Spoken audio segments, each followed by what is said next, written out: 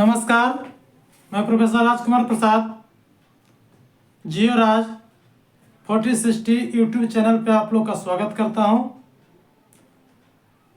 बसंत ऋतु के आगमन पर ढेर सारे शुभकामनाएं एवं बधाइयाँ सभी छात्र छात्राओं को शुभ प्यार। जरा सी पाने की चाहत में बहुत कुछ छूट जाता है, जरा सी पाने की चाहत में बहुत कुछ छूट जाता है। नदी की बात करें तो समुंदर रूठ जाता है, पर आज हम नदी की ही बात करेंगे। समुंदर उठे तो उठे, उसका मुझे कोई गम नहीं है, क्योंकि नदी जीवन का आधार होता है, नदी जीवन का रेखा होता है, नदी कृषि का आधार होता है, सिंचाई का साधन होता है, नदी परिवहन का साधन होता है, नदी उद्योगों का आधार होता है, नदी मछलियों का भंडार होता है, नदी मनोरंजन का साधन होता है। इस प्रकार नदी खुशियों का संसार होता है। तो मैं आज नदी की ही बात करूंगी, और नदी में भी मुख्य रूप से भारत की नदियों की बात करूंगी। तो भारत की नदियों को मुख्य रूप से दो भागों में बांट कर अध्ययन किया जाता है। उत्तरी भारत की नदियाँ अर्थात हिमालय नदी तंत्र, या इसे इंग्लिश में हिमालयन रिवर सिस्टम के नाम से जाना जाता है। दूसरा दक्षिणी भारत की नदियाँ या प्रायद्वीपीय नदी तंत्र या पेनिसुलर रिवर सिस्टम के नाम से जाना जाता है। तो मुख्य रूप से आज हम बात करेंगे उत्तरी भारत की नदियाँ, और उत्तरी भारत की नदियों को तीन भागों में बांटकर अध्ययन किया गया है: सिंधु नदी तंत्र, गंगा नदी तंत्र और ब्रह्मपुत्र नदी तंत्र। तो अभी हम तत्काल सिंधु नदी तंत्र के बारे में बात कर रहे हैं।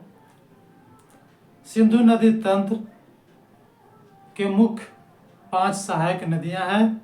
वह है झेलम, रावी, चिनाब, सतलज, ब्यास। तो मैं बारी बारी से इस पर प्रकाश डाल रहा हूं। सबसे पहले सिंधु नदी। सिंधु नदी मानसरोवर झील के पास, वह मानसरोवर झील तिब्बत में है, चाइना के बगल में तिब्बत, और तिब्बत में ही मानसरोवर झील है। इसी मानसरोवर झील के पास बोखरचू नामक च्यांगडुंगडुक ग्लेशियर से निकलती है। इसकी लंबाई 3610 किलोमीटर है, और भारत में इसकी लंबाई 1114 किलोमीटर है, जिस पर लॉयड बांध 1932 में बनाया गया है। यह बोखरचू नामक जगह से निकलती है, भारत में जम्मू कश्मीर के लेह लद्दाख में प्रवेश करती है, उससे होते हुए वह पाकिस्तान में प्रवेश कर जाती है, और पाकिस्तान में वह कराची के पास अरब सागर में मिल जाती है। यह सिंधु नदी है, वह पाकिस्तान की राष्ट्रीय नदी है, पाकिस्तान की सबसे बड़ी नदी है। अब हम दूसरा नदी की बात करेंगे, वह है झेलम नदी। वह झेलम नदी पीर पंजाल के वेरीनाग जलप्रपात से निकलती है, और वह नदी जम्मू कश्मीर श्रीनगर होते हुए वुल्लर झील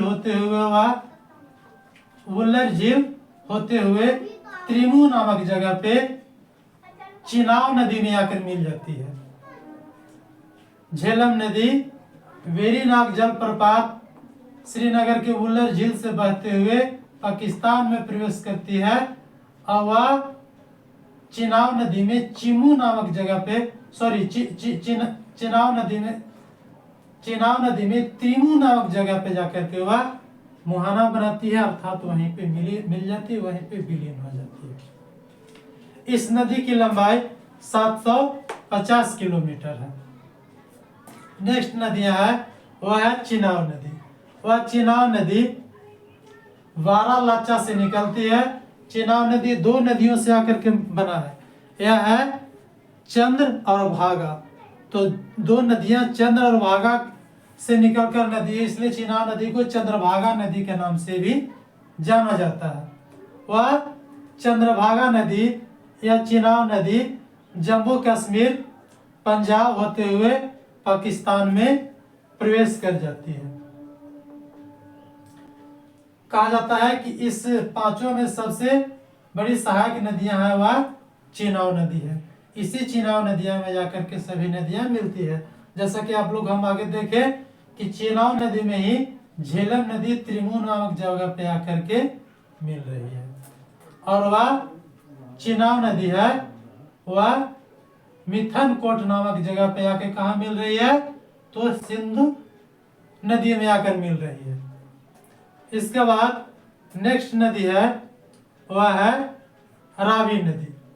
वह रावी नदी रोहतांग दर्रा से निकलती है, और रोहतांग दर्रा से निकलकर वह बहते हुए हिमाचल प्रदेश, जम्मू कश्मीर, पाकिस्तान होते हुए पाकिस्तान के पंजाब राज्य के झाग जिला में जाकर के वह मिल जाती है। किसमें मिलती है? तो झाग जिला में वह चिनाब नदी में ही जाकर के मिलती है।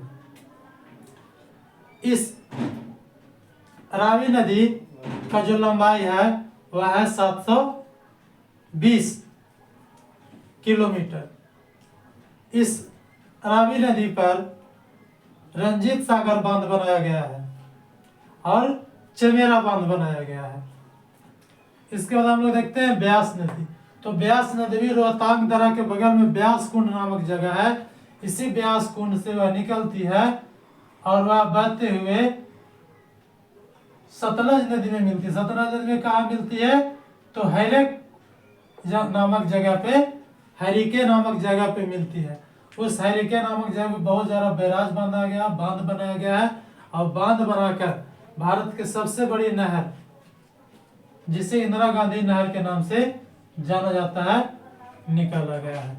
इस इंदिरा नहर को पंजाब और राजस्थान का जीवन रेखा कहा गया है, आधार कहा गया है। तो इस प्रकार ब्यास नदी ब्यास कुंड से निकल करके हरिके बैराज, हरिके के पास जाकर के मिल जाती है। इसके बाद अगला जो नदी है वह है सतलज नदी।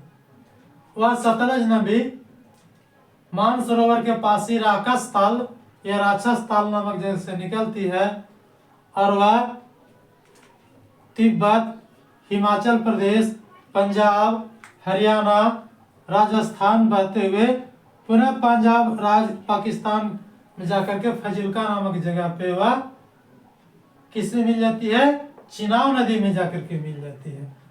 और चिनाब नदी पुनः कहाँ मिल जाती है? तो मिथिनकोट सागर में आकर जाकर के कहाँ मिलती है? तो वह सिंधु नदी में मिल जाती है। इस प्रकार इसे पंचनद के नाम से भी जाना जाता है। तो हम लोग देख लिए कि सभी नदियों का उद्गम स्थल है कहाँ है और उसका मुहाना कितना है। इसकी लंबाई हम लोग देख लेते हैं। तो सिंधु नदी की लंबाई 3610 किलोमीटर है, वह भारत में 1114 किलोमीटर है। झेलम नदी की लंबाई 750 किलोमीटर है। चिनाब नदी की लंबाई 980 किलोमीटर है। रावी नदी की लंबाई 720 किलोमीटर है।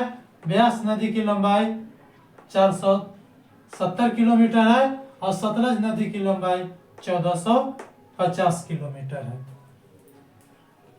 इसके साथ साथ देखते हैं कि सभी नदी पर कौन कौन से बांध बनाया गया है। तो सिंधु नदी पर लायड बांध 1932 में बनाया गया है। झेलम नदी पर उरी बांध 1989 में बनाया गया है। चिनाब नदी पर दुलहस्ती बांध 1998 में बनाया गया है। यह मुख्य रूप से विद्युत सांत्र के नाम से जाना जाता है। रावी नदी पर रंजीत सागर बांध और चमेरा बांध बनाया गया है, जो बहुत ही परियोजना के रूप में है। ब्यास नदी पर महाराणा प्रताप सागर बांध, जिसे पोंग बांध के नाम से भी जाना जाता है। और सतलज नदी भाखड़ा नंगल बांध सतलज नदी पर बनाया गया है। इस प्रकार यह परीक्षा प्रतियोगिता के लिए भी महत्वपूर्ण है। इसमें मुख्य रूप से क्वेश्चन आते हैं, इसका उद्गल स्तंभ कहाँ है, इसका मुहाना अर्थात प्रयाग कहाँ है, कहाँ जाकर के मिलती है, इस नदी की लंबाई कितनी है, इस पे कौन कौन से बांध बनाया गया है और कहाँ कहाँ से होकर के गुजरती है। इतना अगर आप लोग कंप्लीट कर लेते हैं तो सभी प्रतियोगी परीक्षाओं के लिए आप लोग सफल हो सकते हैं। धन्यवाद। फिर नेक्स्ट वीडियो में हम मिलेंगे जिसमें हम लोग गंगा रिवर सिस्टम अर्थात गंगा नदी तंत्र के बारे में अध्ययन करेंगे।